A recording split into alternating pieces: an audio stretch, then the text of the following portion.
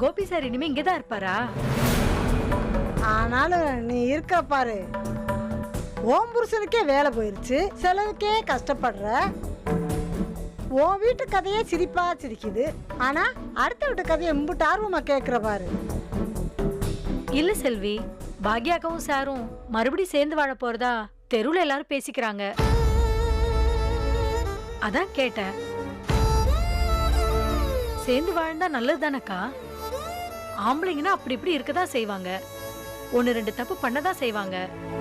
பொம்பளைங்க நம்ம தான் மன்னிச்சு ஏத்துக்கணும். அப்ப பொம்பளைங்க தப்பு பண்ணா ஆம்பளைங்க இப்படி சொல்லுவாங்களா?